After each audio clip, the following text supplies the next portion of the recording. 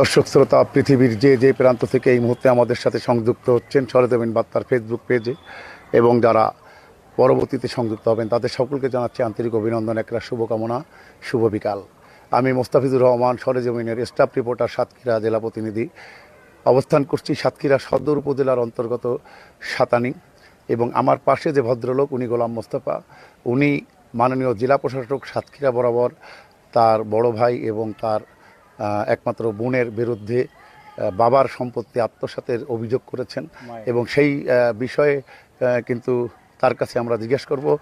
চলে যাচ্ছি সরাসরি তার কাছে। কি নাম আপনার? আমার নাম মোহাম্মদ গোলাম মোস্তফা। জি, গোলাম মোস্তফা ভাই, আপনার বাবার নাম? আমার বাবার নাম মরহুম মুজিবুর রহমান শাহ। আচ্ছা, আপনারা ভাই বোন কয়জন? আমরা ভাই বোন, ভাই দুইজন, বোন একজন। আচ্ছা, এখন মূলত আপনি এই যে অভিযোগগুলো করছেন, আপনার হাতে এক গাদা অভিযোগের ফাইল, জি, আসলে এই বিষয়ে বিস্তারিত বলুন। বিষয়টা হলো আমার মা একজন অসুস্থ এবং প্রতিবন্ধী। জি, নিঃসম্বল করে সে কৌশলে আমার মার কাছ থেকে জমিটা লিখিয়ে নিচ্ছে। আচ্ছা, এই কথা বলার পরে স্যার, মহামান্য স্যার দলিলটা ওমিট করে রাখলেন। এখন আপনি এই যে আমি দেখতে পাচ্ছি যে জি, এখানে কাগজে এই আপনার একই প্রতিবন্ধী একই অ্যাপ্লিকেশন আমি মহামান্য জেলা প্রশাসক বরাবর করছি। সেখান থেকে একটা আদেশ আসছে, আপনি দেখবেন নিচে আছে, সেখান থেকে একটা আদেশ আসছে টি অনুসারের কাছে বরাবর। জি জি, আমাদের যথাযথ কর্তৃপক্ষ এবং প্রশাসন এবং গোয়েন্দা দপ্তরের উদ্দেশ্যে এবং আমাদের সহকর্মী ভাইদের উদ্দেশ্যে সরেজমিন বার্তার পক্ষ থেকে এখানে কিন্তু দেখা যাচ্ছে যে স্মারক নম্বর 391 স্মারক মাননীয় জেলা প্রশাসক থেকে একটা এখানে ফরমান আমরা দেখতে পাচ্ছি যে ওখানে বলা হয়েছে এমত অবস্থায় উক্ত আবেদনের বিষয়ে শুনানি গ্রহণপূর্বক বিধি অনুযায়ী আগামী 10 কার্য দিবসের মধ্যে ব্যবস্থা গ্রহণ করে এ কার্যালয়কে অবহিত করার জন্য নির্দেশিত হয়ে অনুরোধ করা হলো। Mohammad Nabil Hossain Tamim, revenue deputy collector, Satkhira, উনি কিন্তু আদেশটা দিয়েছিলেন স্থানীয় 10 দিবসের ভিতরে। এটার পরিপ্রেক্ষিত ছিল হচ্ছে গোলাম মোস্তফা পিং মুজিবুর রহমান, গ্রাম সাতানি, ভাদড়া উপজেলা, সাতক্ষীরা সদর, সাতক্ষীরা। তিনি বিবাদীগণ কর্তৃক তার প্রতিবন্ধী মায়ের কাছ থেকে কৌশলে তার নামীয় জমি রেজিস্ট্রি করিয়া নেওয়ার অভিযোগ করেছেন। তার মূল আবেদনটি এর সাথে প্রেরণ করা হলো, কপি সংযুক্ত। এটা উনি আবেদন করছিলেন এবং 10 কার্য দিবসের ভিতরে আপনার কথা ছিল, কিন্তু দিবস কি শেষ হয়ে গেছে? শেষ হয়ে গেছে, কিন্তু আমরা গিয়েছিলাম তো বললো যে ওটার তো রিপোর্ট এখনো হয় নাই।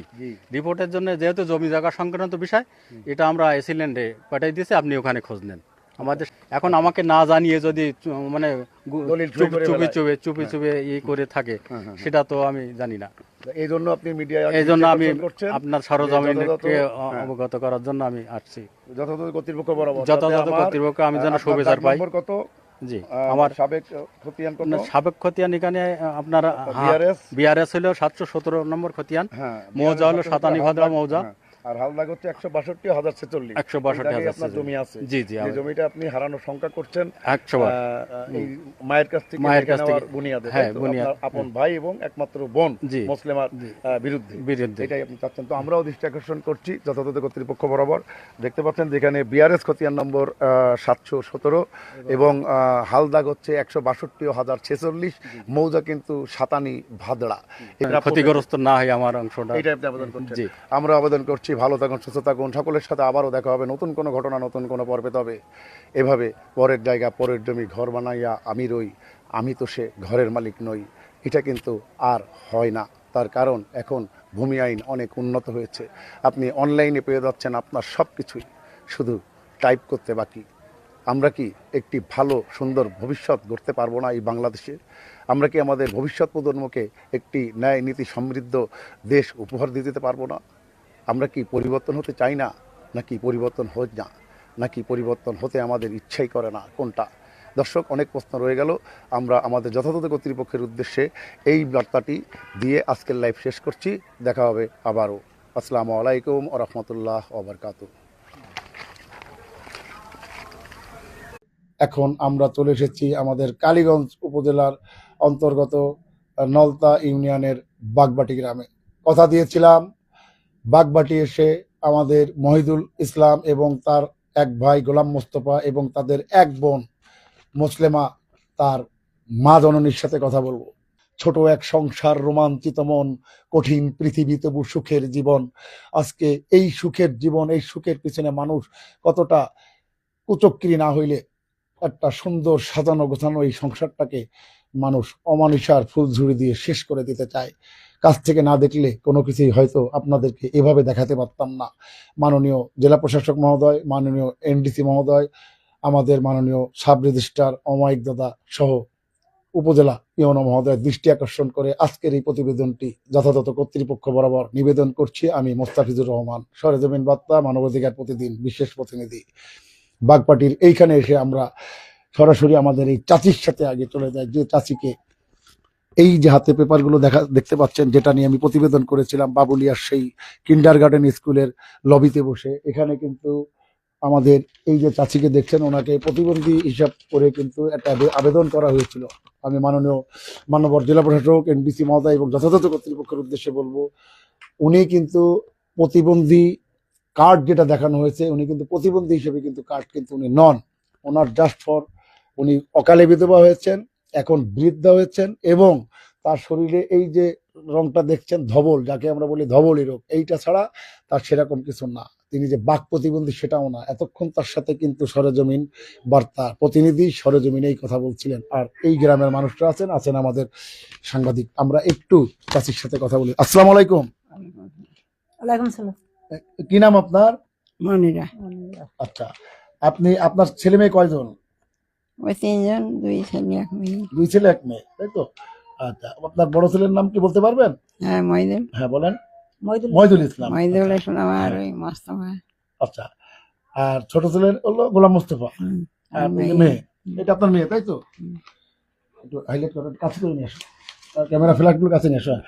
তো আসলে ওই যে আপনার ছোট ছেলে গোলাম মোস্তফা, এখানে এই যে দেখুন, এখানে আমাদের জেলা প্রশাসক বরাবর উনি একটা অভিযোগ দিয়েছেন যে আপনার এই মেয়ে এবং আপনার এই যে বড় ছেলে মহিদুল ইসলাম আপনাকে ভুল বুঝিয়ে ভয়ভীতি দেখিয়ে আপনার স্বামীর কাছ থেকে আপনার যে অংশ, সেই অংশের জমি লিখিয়ে নিচ্ছে জোর করে। এটা কি সঠিক?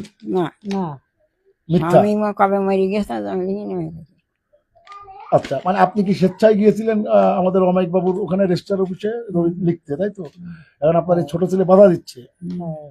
আচ্ছা, আপনার চাচা যখন মারা যান তখন আপনার ছোট ছেলের বয়স কত ছিল? ওই 2.5 মাস। 2.5 মাস। 2.5 মাস। আপনি তো বড় বোন, তাই না? হ্যাঁ। আচ্ছা, আপনি ওনাদের কত বড়? আপনি মহিদুল ভাইয়ের কত বড়?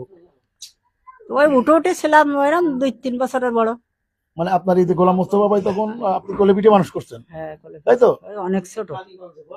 আচ্ছা, ওনার পিছনে কি ডাক্তারি কোনো খরচ হয়েছিল? হ্যাঁ, বহুত। হ্যাঁ, মানে উনি কি মাঝখানে কোনো পাগল টাগল হয়ে গেছিলেন? পাগল হয়ে গেছে। পাগল হয়ে গেছিলেন? হ্যাঁ, এখানে ওর কতদিন রেখেছিল। তো ওই সময় ওনার ট্রিটমেন্টের জন্য কি করছিলেন? আপনার বড় ছেলে কোনো ভূমিকা রাখছিলেন? হ্যাঁ, ওনার বলছিল। মানে ওনার পিছনে জমি জায়গা বিক্রি করে কি ওনারা ট্রিটমেন্ট করছেন? হ্যাঁ, তাছাড়া আচ্ছা, আচ্ছা। তো এখন এই যে আপনি যে এই যে 5 পয়েন্ট কত শতক দেখলাম জমি আপনি লিখে দিচ্ছেন আপনার অংশ থেকে আপনার বড় ছেলের, এটা কি স্বেচ্ছায় সজ্ঞানেই দিচ্ছেন আপনি? হ্যাঁ। এখানে কোনো কেউ জোরাজুরি করতেছে না তো? না।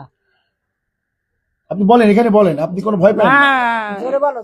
মানে এটা ওনাকে কেন দিচ্ছেন? ওনাকে কেন নিচে দিবেন? ওর পাশে অনেক ক্ষয় করেছে। অনেক টাকা পয়সা গোলাম মোস্তফার পিছনে সে ব্যয় করছে, হ্যাঁ। এখন অভাবে পড়ে গেছে, তাই তো? এখন তার প্রয়োজন এইটার জন্য। আর এই টাকাটা দিয়ে কি আপনি মেয়েরও কি দেখবেন, নাকি গোলাম মোস্তফা দিবেন না কিছু? ও তো দোয়ারেই ওনার দিচ্ছেন। হ্যাঁ, তা উনি যে এই জায়গাটা দাবি করছেন, আপনার এই জায়গাটা যে দিচ্ছেন না, এটা কোন কারণে দিচ্ছেন না? কেন দিচ্ছেন না? এটা আপনাকে কেন নিষেধ করছে যে মা দলিলে সই করেন না? ওর সে মাথা গয়না চায়না মনে হয় যায়নি। মাথায় সমস্যা?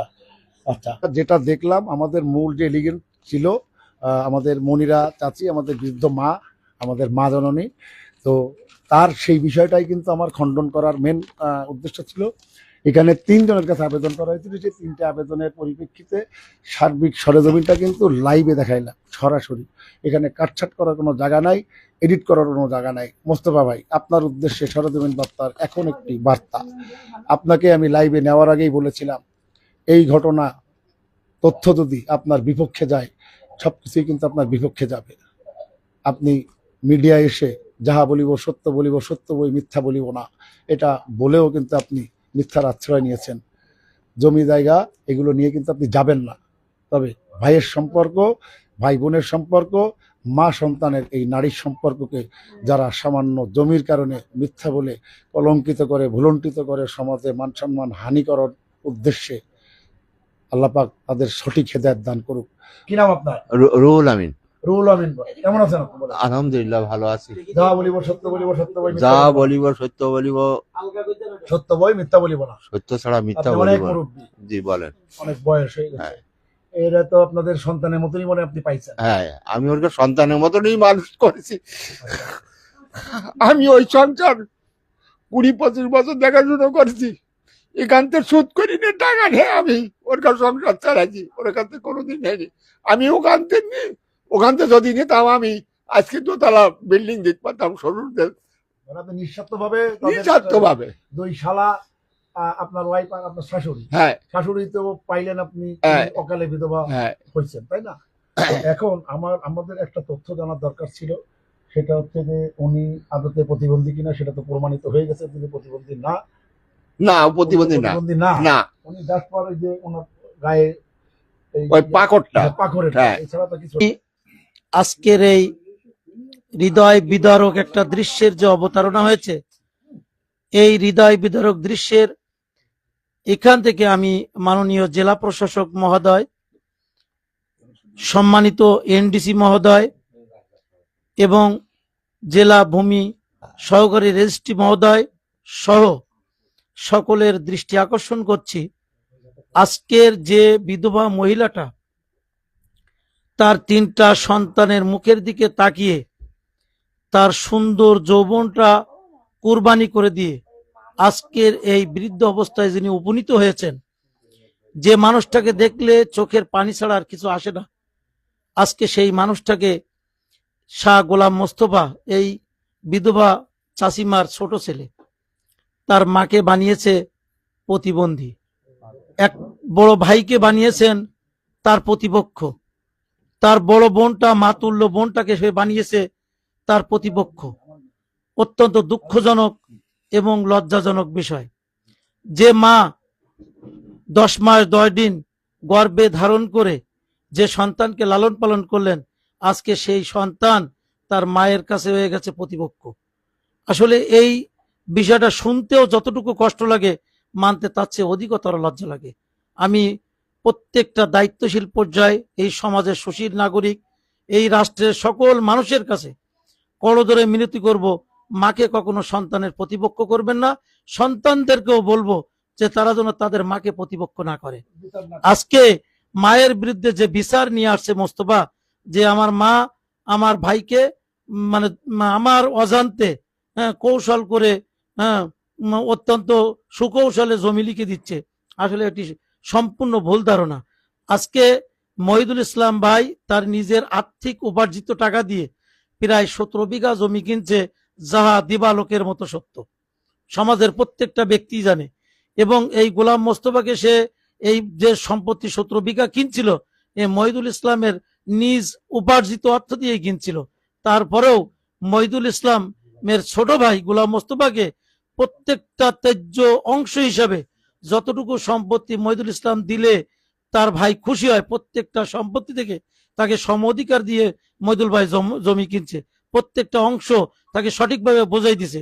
আজকে সেই ভাই যখন ঋণে জর্জরিত, মা, বোন এবং ছোট ভাই গোলাম মোস্তফা চিকিৎসা করতেছে, নিজেও অর্থনৈতিকভাবে মেরুদণ্ডহীন হয়ে গেছে, তখন এই গোলাম মোস্তফা তার চিকিৎসার যে ব্যয়ভার এই ভাই বহন করছিল, আজকে সে অকপটে অস্বীকার করছে, এগুলো তার জন্য কিছুই করে নাই। অথচ যে বিধবা মা তার প্রত্যেকটা সময়, ক্ষণ, দিন, তারিখ এই ছোট সন্তানের জন্য বিলিয়ে দিয়েছে, সকল ত্যাগ কুরবানি তাদের জন্য করে আজকে এই পর্যায়ে বয়সের ভারে উপনীত সেই ব্যক্তিটা আজ প্রতিবন্ধী বলে মোস্তফার কাছে আখ্যায়িত। আমি সুশীল সমাজ সহ সকল দায়িত্বশীল বিবেকবান ব্যক্তির কাছে আমার একটাই প্রশ্ন, মা কি বৃদ্ধ হয়ে গেলে আসলেই কি সে বোঝা হয়ে যায়, না সে প্রতিবন্ধী হয়ে যায়? আমি আপনাদের কাছে প্রশ্ন রাখলাম। বিবর্তনের দুনিয়া, আধুনিকতার ছোঁয়া আর অ্যান্ড্রয়েডের এই অপকৌশল আজকে সবকিছুকে বিলীন করে দিয়েছে। সেই বিলীনতার মাঝে পড়েছে ভাই ভাইয়ের পবিত্র সম্পর্ক, ভাই বোনের পবিত্র সম্পর্ক, মা ছেলের নারী ছেঁড়া সম্পর্ক। এই সম্পর্ক অতি দ্রুত স্বাভাবিক হবে, যে যার অবস্থানে আছেন সেই তার অবস্থান বজায় রাখবেন, সবাই সবাইকে সম্মান করবেন, এই প্রত্যাশা রাখছি। আজ